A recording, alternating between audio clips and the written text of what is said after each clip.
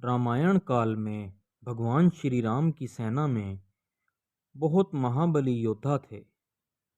उनमें से जामवंत भी एक थे। जामवंत जी के बिना रामायण की कथा अधूरी है। वह वहां पर सबसे वृद्ध और अनुभवशाली योद्धा थे। श्री राम जी की सेना में सबसे ज्यादा उम्र जामवंत जी की ही थी। लेकिन क्या आप जानते हैं कि जामवंत जी का जन्म कैसे हुआ था?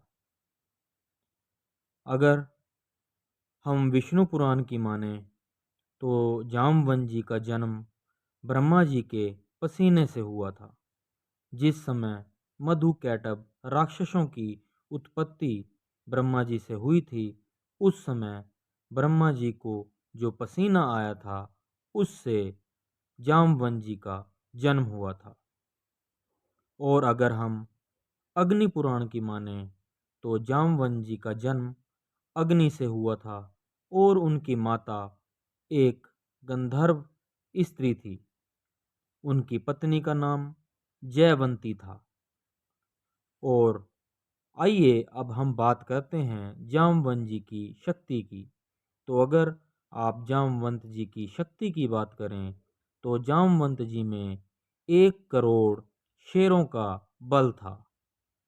यह बात उन्होंने सब वानरों को तब बताई थी जब उन्हें सुग्रीव जी ने माता सीता की खोज के लिए भेजा था। तब जामवंत जी ने कहा था, मैं यह समुद्र लांघ कर माता सीता का पता ले आता, लेकिन अब मैं वृद्ध हो चला हूँ और मैं सिर्फ 10 योजन तक जाकर ही वापस आ सकता हूँ।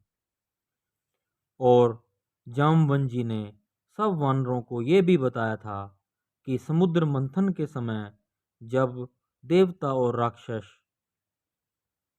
उस पर्वत को हिलाकर थक गए थे, जिससे समुद्र मंथन किया जा रहा था, तो मैंने अकेले ही उस पर्वत को हिला दिया था।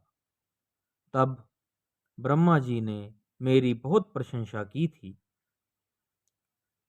और इसके साथ साथ जामवंत जी के बारे में हम आपको एक बात और बताना चाहेंगे कि वे सब वेदों के ज्ञाता थे और उन्होंने सब वेदों और पुराणों को कंठस्थ किया हुआ था।